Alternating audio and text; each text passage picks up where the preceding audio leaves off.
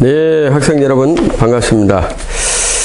우리가 그리스도의 사역의 이 앞전 주에 그리스도의 사역에 대해서 공부를 하겠습니다. 이어서 오늘은 그리스도의 사역에 대한 네 번째로 그리스도의 중재에 대한 사역을 한번 우리가 알아보겠습니다. 자, 그리스도께서는 성부 하나님 앞에서 인간을 위해서 변화하시는 중재에 대한 역할을 수행하신 분이죠. 자, 그래서 예수님께서 우리를 지금도 하나님 앞에서 보좌 위에서 중재의 대언 사역을 지금도 이뤄가시고 있는 것입니다. 그의 정의를 우리가 한번 알아보겠습니다.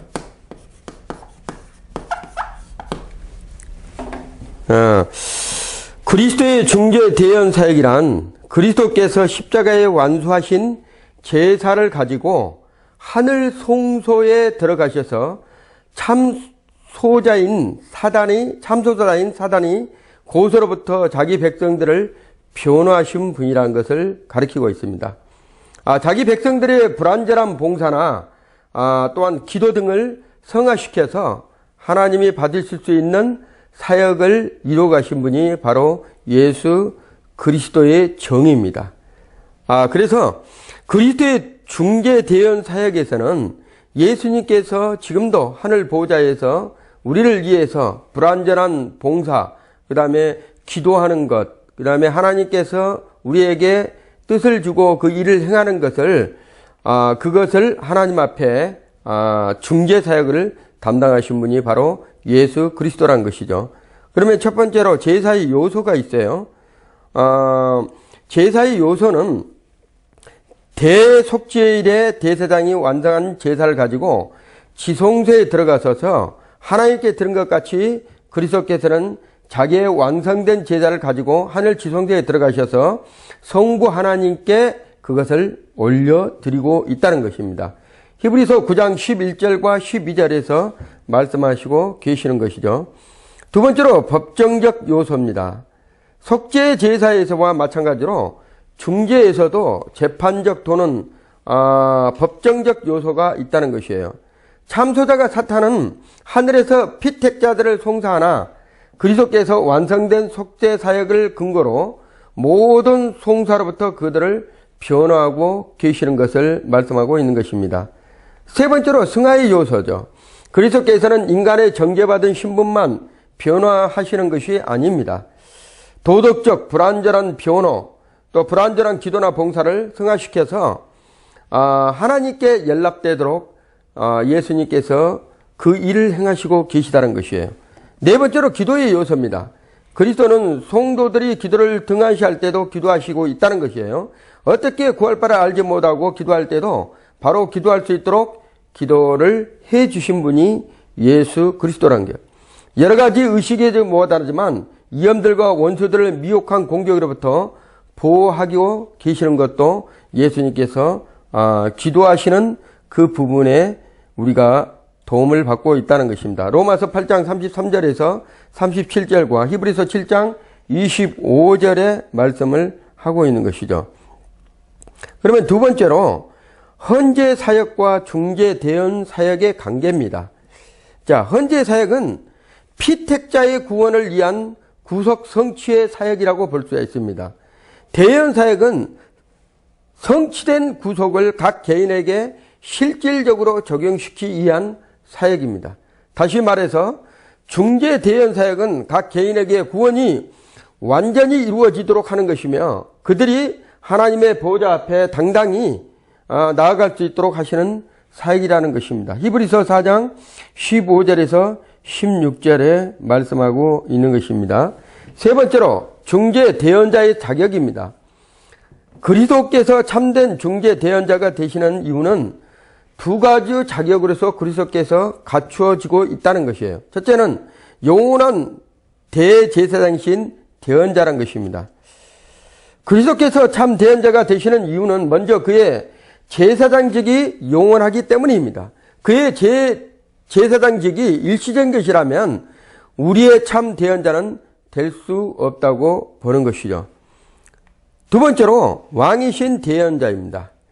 거룩하신 하나님 앞에서 죄와 허물이 가득한 인간을 위하여 참된 대언자는 자기를 낮추시고 죽기까지 복종하여 죄를 대속하신 후 하나님의 높이심을 받아서 하늘과 땅의 모든 권세를 받으시고 왕이 되신 예수 그리스도가 아니면 감히 하나님 앞에 변호할 자가 없다는 것이에요. 그 말씀이 베드로전서 2장 8절에서 11절에 기록이 되어 있죠. 그러면 네 번째는 중재 대언자의 예표와 멜기세덱의 반차라는 뜻을 우리 한번 알아보겠습니다.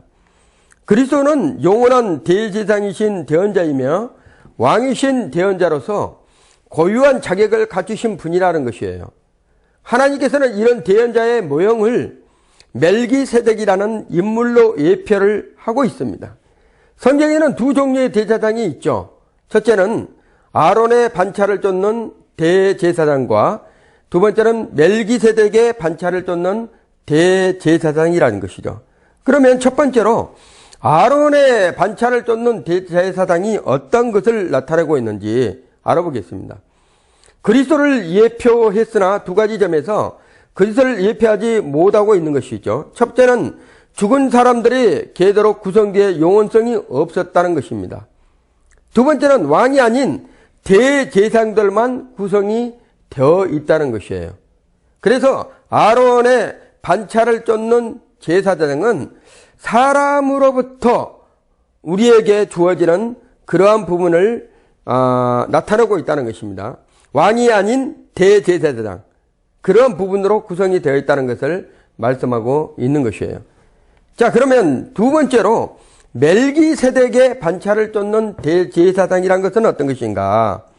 아론의 반차에서 찾을 수 없는 두 가지 특성이기 때문에 그리스도의 대언자직의 독특한 자격을 예표하고 있다는 것입니다. 첫째는 레윗 계통의 제사 직분으로 말미암아서 온전함을 얻을 수 있었다는 것이에요. 백성이 그 아래에서 율법을 받았으니 어찌하여 아론의 반차를 쫓지 않고 멜기세덱의 반차를 쫓는 한 제사장을 설 필요가 있느냐. 히브리서 7장 11절에 이렇게 기록을 하고 있습니다. 그리고 멜기세덱의 대제사장직의 두 가지 특성은 곧 영원성과 왕으로서의 제사장직 사실을 다음과 같이 분류하고 있는 거예요. 히브리서 7장 1절에서 13절의 말씀을 보면 이 멜기세덱은 살렘 왕이요 지극히 높으신 하나님의 대제사장이라.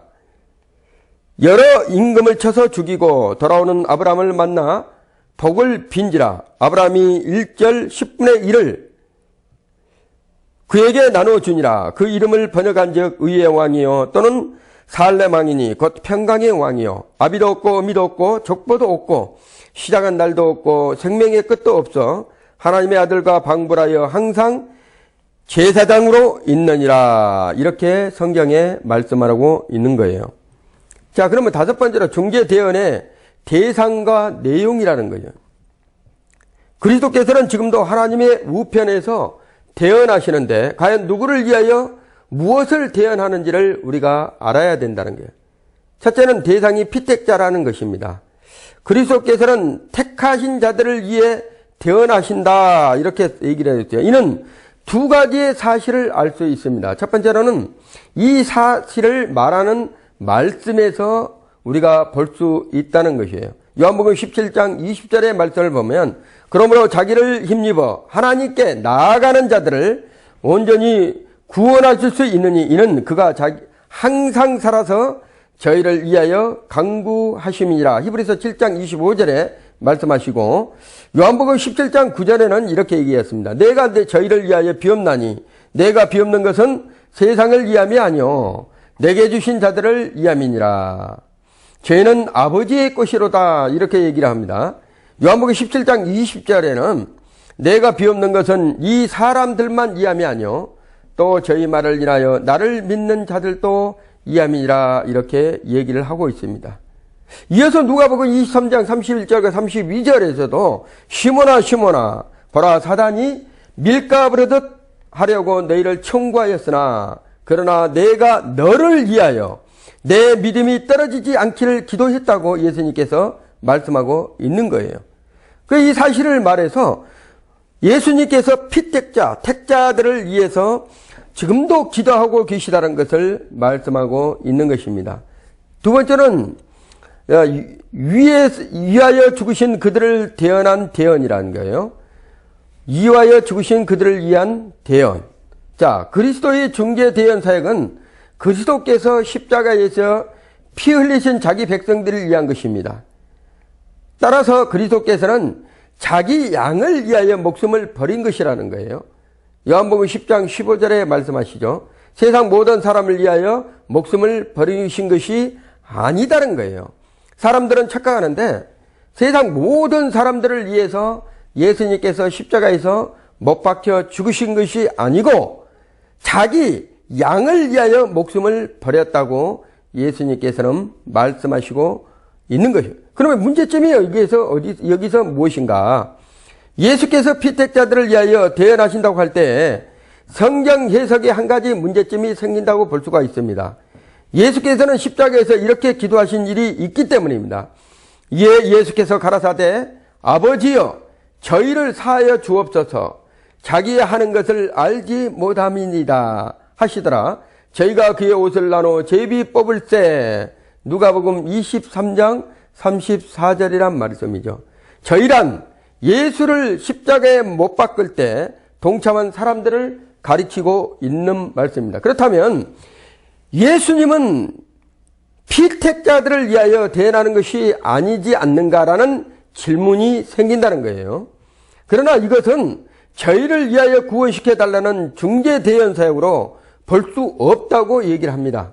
다만 그 즉시 임할 수 있는 하나님의 무서운 심판을 받지 않게 해달라는 기도로 해석해야 된다고 말씀하고 있는 거예요. 자, 그래서 이 점에서 우리가 알아야 될 것은 예수님은 자기의 양 택한 백성들을 위해서 십자가에서 몸짓고 피 흘려 주셨다는 것이지 세상 모든 사람들을 위해서 피 흘려 주신 것은 아니다라고 볼 수가 있다는 것입니다. 자, 두 번째로 내용에 대해서 구원에 필요한 모든 은혜라는 거예요. 그리스도께서는 피택자들을 위하여 대언하신 내용은 피택자가 구원받기에 필요한 모든 종류의 은혜를 위해서 강구하신다는 것입니다. 이 내용에 대한 벌컥 교수는 다음과 같이 얘기를 하고 있습니다.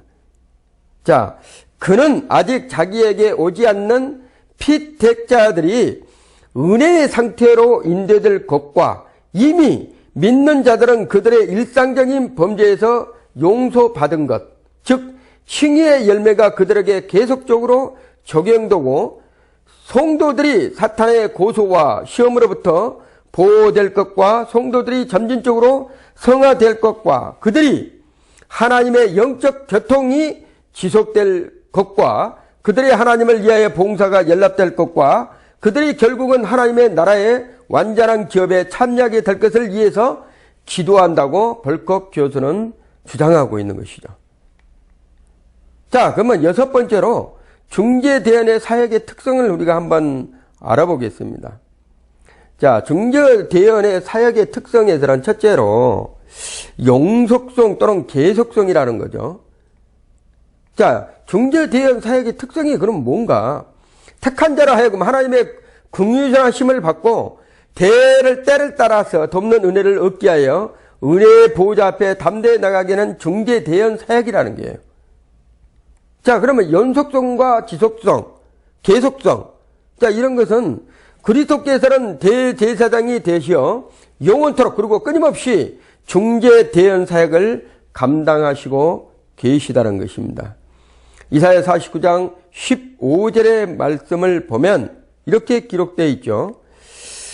인간은 그리스도를 잊을지라도 주께서는 잊지 아니하시고 택한 자들을 위하여 간구하신다고 말씀하시고, 사람들은 예수님을 잃어버릴 수도 있어요.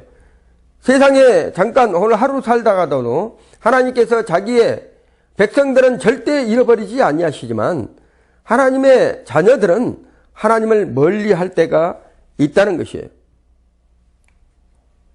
자, 그러면 또 히브리서 7장 27절에도 이렇게 기록되어 있습니다. 예수는 영원히 계심으로 그 제사 직분도 갈리지 아니하나니 이렇게 말씀합니다.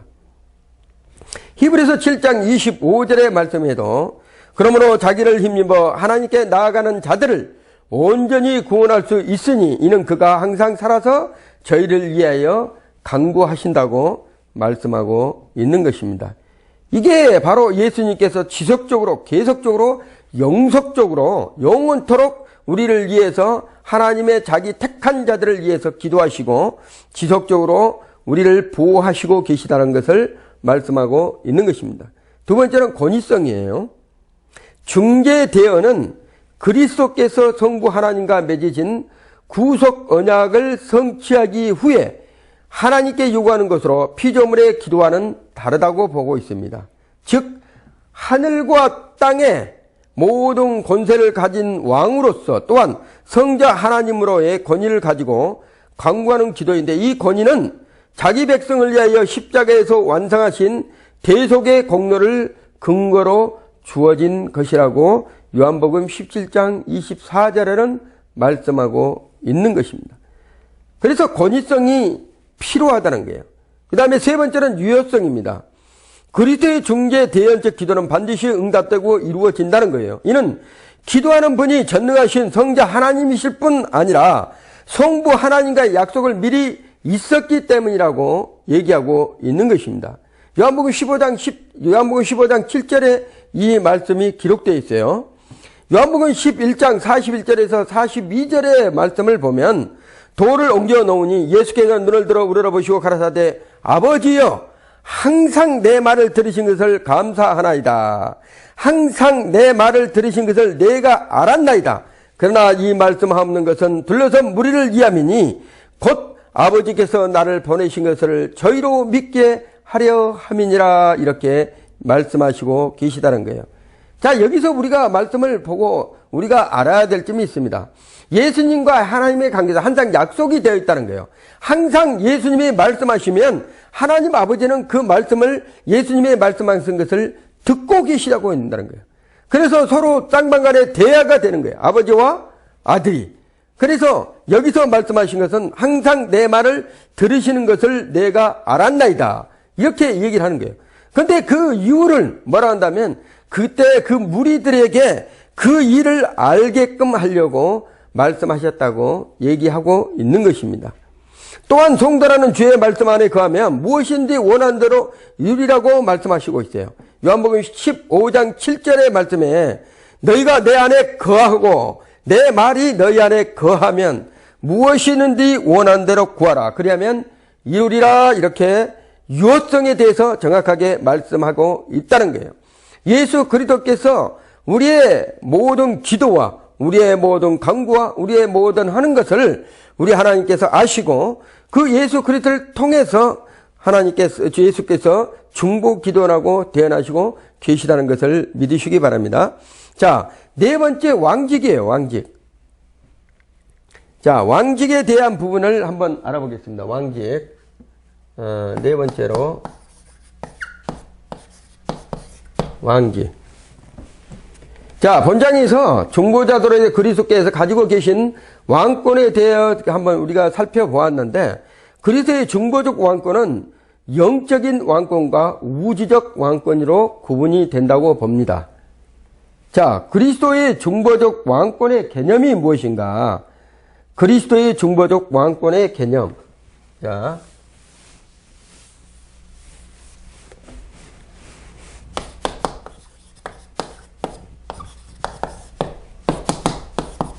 그리스도의 중보적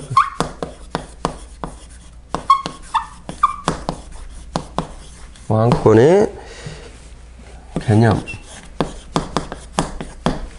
자, 그리스도의 중보적 왕권의 개념을 우리가 한번 알아보겠습니다. 첫째로 정의입니다.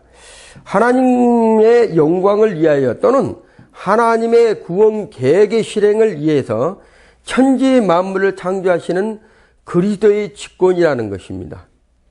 자, 이것을 벌콕 교수의 정의는 그리스도의 영적 왕권과 우주적 왕권을 포함해 내린 것이 정의입니다. 그리스도의 중보적 왕권은 그 본래의 왕권과 어떻게 구별되는지 알게 될 때 그 개념이 확실해진다고 볼 수가 있죠. 자, 그래서 두 번째는 본래적 왕권과 중보적 왕권의 구별의 차이점에 대해서 우리가 한번 알아보겠습니다. 첫 번째는 본래적 왕권이라는 게요. 본래적 왕권.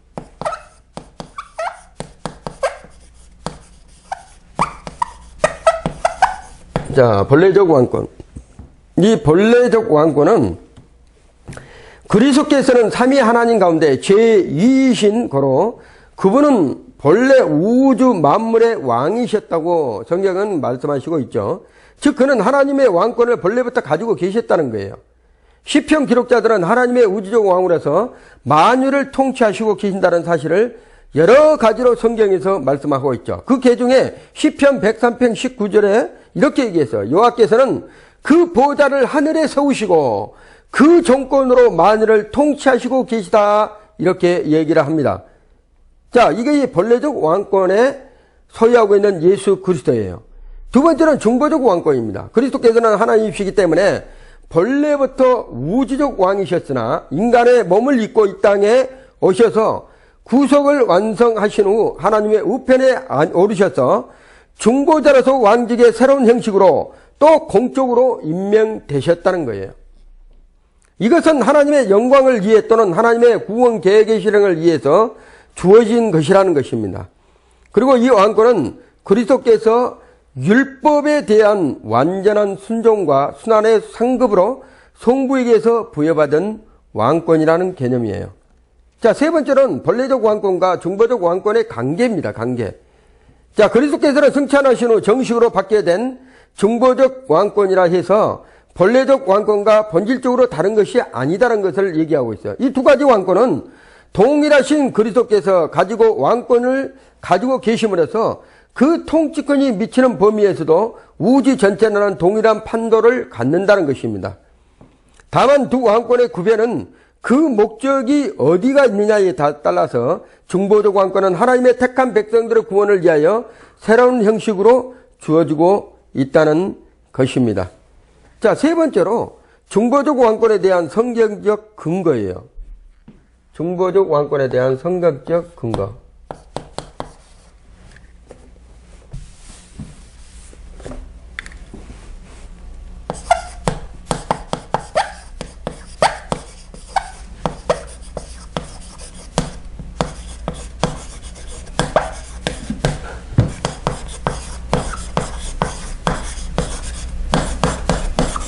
자,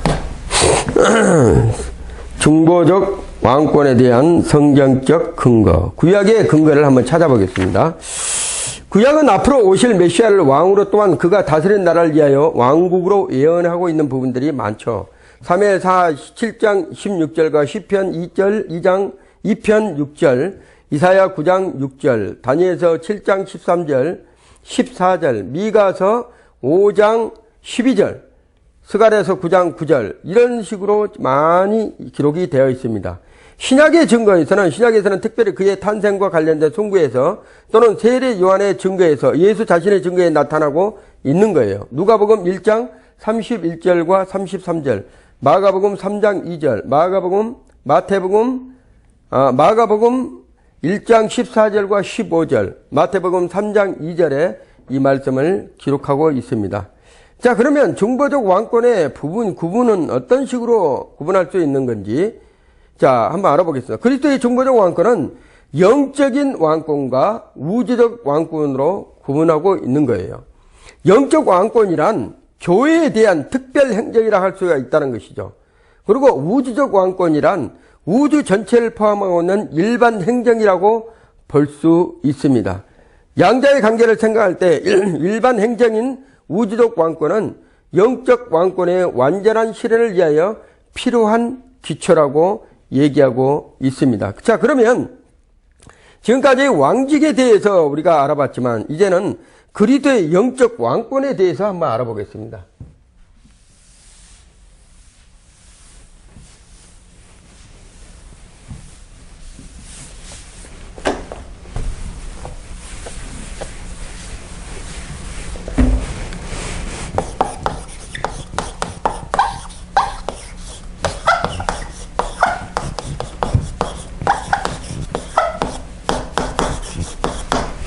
자, 그리스도의 영적 왕권. 자, 두 번째로. 첫째로 개념은 이것은 은혜 왕권이라고도 할 수 있습니다. 이 그리스도 왕권의 영적 왕권이, 자,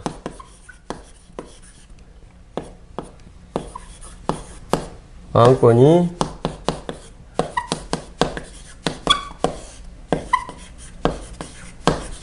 자, 은혜의 왕권이라고도 말한다는 거예요. 교회의 머리가 되시며 그리스도께서 그의 교회에 속해 있는 자기 백성들을 구원 완성을 위해 그 영역 안에서 행하시는 통치권을 얘기를 하고 있는 거예요. 자, 은혜 안에서는 그리스도의 통치권. 자, 영적 왕권은 곧 은혜의 왕권이라는데, 은혜의 왕권은 그리스도의 통치를 받아야지만 그의 은혜에 속해서 움직일 수 있다는 것입니다. 구약에서 예언된 메시아의 왕권은 거의 모두가 영적 왕권을 말하고 있다는 것이에요. 신약에서는 영적 왕권에 대해서 많이 언급하고 있는데, 그 신약에서 언급하고 있는 것들을 우리가 보면 성경의 누가복음 1장 32절과 33절, 요한복음 18장 36절과 37절에 기록하고 있다는 것입니다. 자, 이 왕권이 영적 왕권이라고 불리는 이유는 다음과 같이로 분류할 수 있어요. 첫째는 영적 영역에 관련되어 있다는 것이다.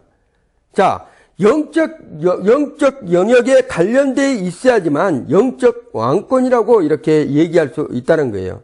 이 왕권이 영적 왕권이라고 불리는 것은, 자, 하나님의 교회 안에 속해 있는 성도들의 구원에 필요한 영적 은혜에 관련되어 있으므로 영적 왕권으로 분리하고 있다는 것입니다. 이게 곧 누구를 가르친다면 하나님의 성도들을 가르친 거예요.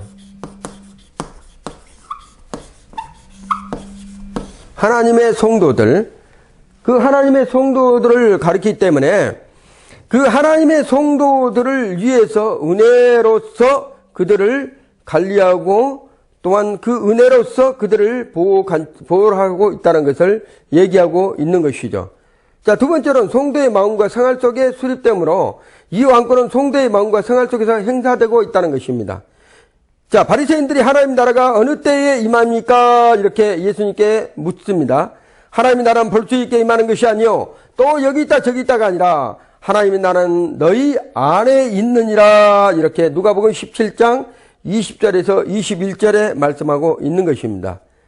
자, 그렇기 때문에 세 번째로는 죄인의 구원을 목적으로 하고 있다는 거예요. 은혜의 왕권은 곧 은혜로의 그 통치권에서 죄인들의 구원을 목적으로 하고 있다. 이 왕권은 어디까지나 하나님의 택함을 받은 죄인들의 구원을 목적으로 행사되고 있다는 것을 얘기하고 있는 것입니다.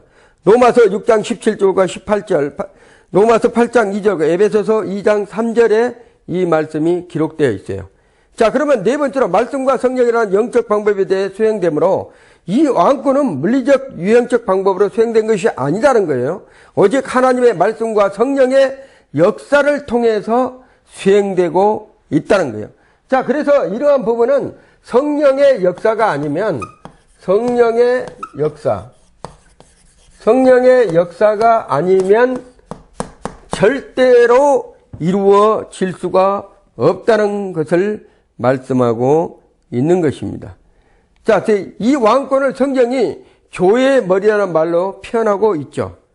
그리스도의 왕권이 영적 성질을 그가 교회의 머리로 자주 불려진 사실에 알 수가 있다는 거예요. 자, 그러면 영적 왕권의 구분에 대해서 한번 알아보겠습니다. 첫째는 현재적이에요. 지금 우리에게 적용된 현재적 왕권이에요. 그리스도께서 영적 왕권이 미치는 왕국은 먼저 현재 우리가 살고 있는 세상을 얘기를 하는 거예요. 성도들의 마음과 생활 속에서 건설되고 있다는 거예요, 왕권이.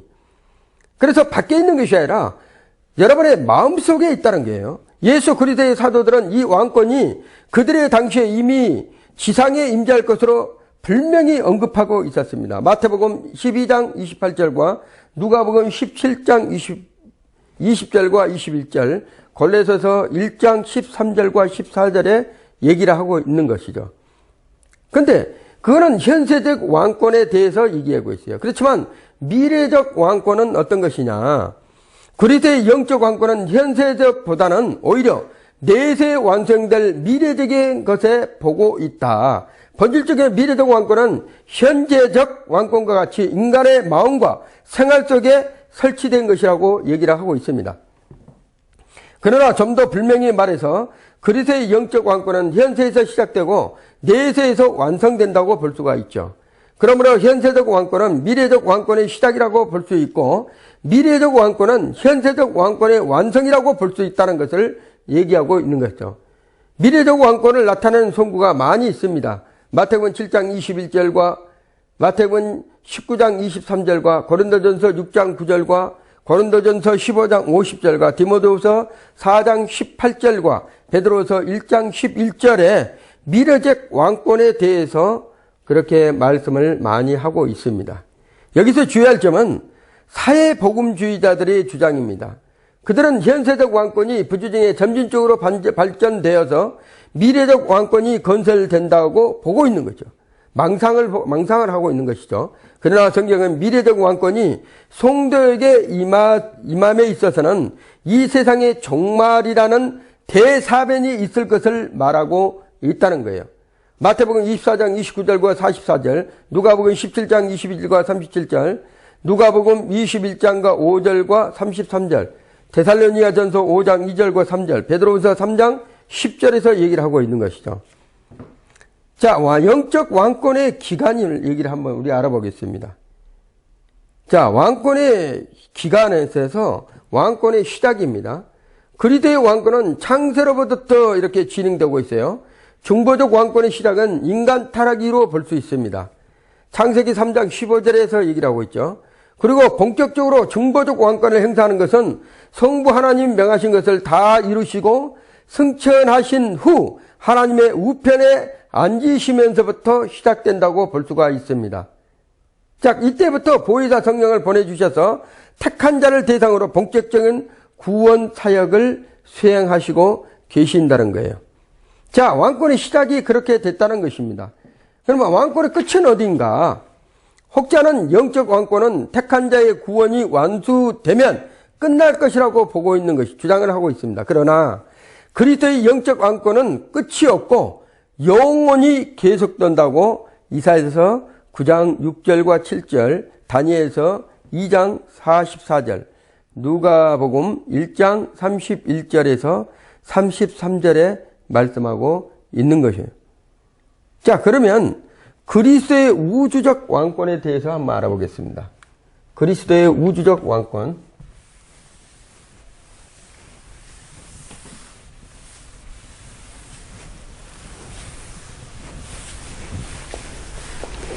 자, 그리스도의 우주적 왕권.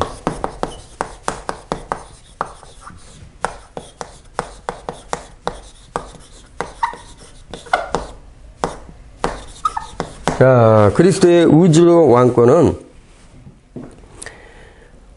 우주적 왕권이라는 것을 먼저 우리가 알아야 되겠죠. 성부 하나님께서 하늘과 땅의 모든 권세를 그리스도에게 맡긴 것을 우주적 왕권에 예수님께서 담당하시고 계시다는 거예요. 따라서 만물은 그리스도의 권세 앞에 복종해야 된다는 것을 말하고 있는 것입니다. 그래서 우주적 왕권을 알아야지만 성경에 명령할 때 살아계신 하나님의 말씀이 누구를 통해서 역사하고 이루어진다는 것을 성경에서 알 수 있는 거예요.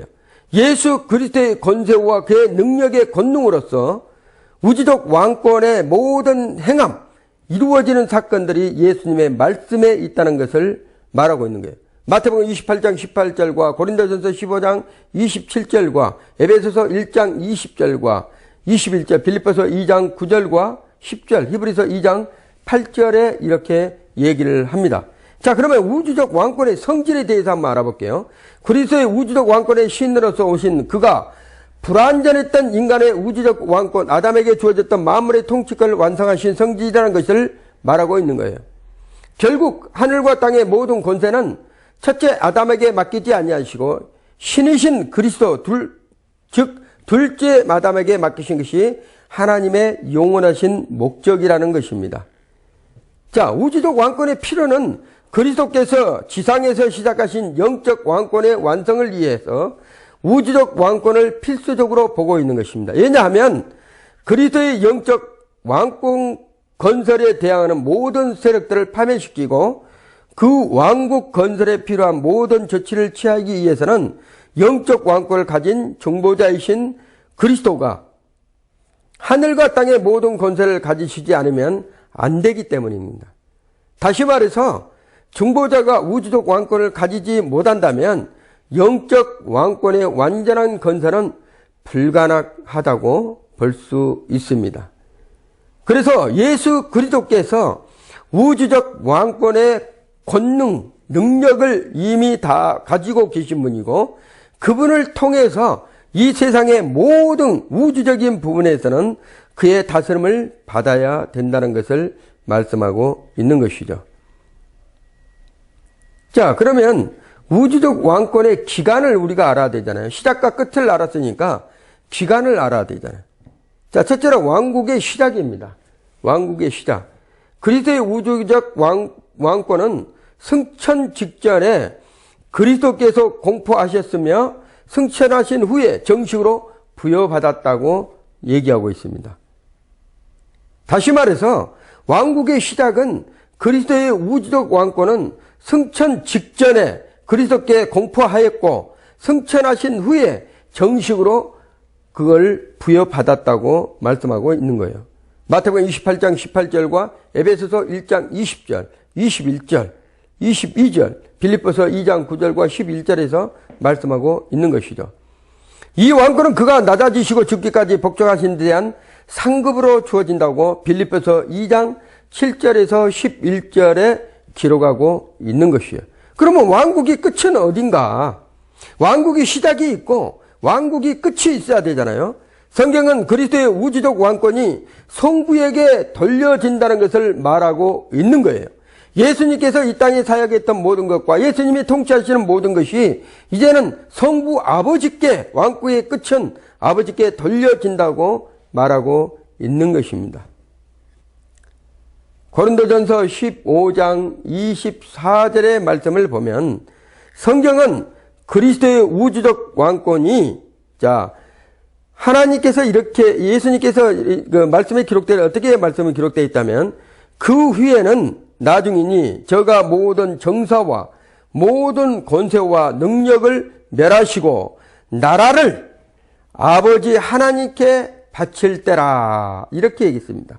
자, 여기에서 다시 보면 이렇게 써 있어요. 모든 정사와 모든 권세와 능력을 멸했다고 그랬어요.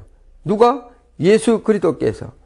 이것을 멸하시고 어떻게 했다면 그의 나라, 하나님의 나라죠. 예수 그리스도께 통치하는 왕국의 나라를 아버지 하나님께 바칠 때라. 고린도전서 15장 24절에서 말씀하고 있다는 것입니다. 자, 그러면 이는 그리스도의 중보적 왕권이 왕국의 완성을 위해서 사단의 세력에서 멸망하는데 초점이 맞춰져 있담을 보여주고 있는 거예요. 자, 우리는 죄를 통해서 이미 사단이 이 공중권세 잡은 자들로 이 지구를 속박하고 있는 것이죠. 그렇지만 그렇게 된다면 하나님 나라가 이루어질 수 없다는 거예요. 예수님께서 직접적으로 통치할 수 없다는 거예요. 할 수도 있겠죠. 그렇지만 인간의 죄성으로서는 완전하게 이루어질 수 없는 그런 부분이기 때문에 예수 그리스도께서 이 땅에 오셔서 모든 것을 통치하시고 무정행의 악한 영들을 다 멸하고 집어넣고 그게 완전하게 끝이 나야지만 그리스도의 제 이름으로 인할 영적 왕국 건설이 된다고 보고 있는 것입니다. 그 사명이 끝난 후에 다시 반환된다는 것이죠. 예수님께서 이 땅에 오신 목적이 모든 죄를 속량하시는 것도 중요하지만 첫째 목적은 뭐냐면 하나님의 뜻을 이룬다는 거예요. 하나님의 뜻을. 그 하나님의 뜻이 무엇이란다면 하나님께서 부여받은 이 땅의 왕국, 이 모든 것을 이루시고 반드시 그 이루신 것을 누구에게 다시 아버지 앞에 돌려드리는 것이 임무가 끝나는 것입니다. 자, 그래서 우리 학생 여러분들은 예수 그리스도께서 왕직에 대한 부분들을 지금까지 쭉 이렇게 보고 들었습니다. 자, 그러면 예수님께서 이 땅에 오실 때 첫째 인간에 대한 성량물로 오셨잖아요. 죄를 속해 주시려고 오셨잖아요. 아담으로부터 죄성을 그 예수님 둘째 아담이 오셔서 우리의 인류의 모든 죄악을 담당하시고 십자가에 죽으시잖아요. 그리고 다시 승천하시고 하나님의 보좌 우편에 앉으셔서 지금도 왕권으로 통치하시고 우주적 왕권으로 또 일반적인 왕권으로 다스고 계시다는 거예요. 그래서 우리가 바랄 거대한 학수 고대하고 있는 것이 무엇입니까? 다시 오실 예수 그리스도를, 재림에 오실 예수 그리스도를 지금 우리가 바라고 있는 것입니다. 그래서 그 예수 그리스도께서 이 땅에 오시면 반드시 이루시고자 하는 그 우주적 통치, 그 모든 것을 이루시고 반드시 아버지 하나님께 그것을 돌림으로써 모든 것이 끝난다고 볼 수가 있는 것입니다. 자, 그래서 지금까지는 우리가 기독교에 대한 부분, 그 기독론에 대해서 우리가 쭉 알아보면서 지금 예수 그리스도의 왕직에 대한 부분들을 살펴보았습니다. 다음 시간에는 그리스도의 속죄 사역에 대해서 한번 알아보겠습니다. 감사합니다.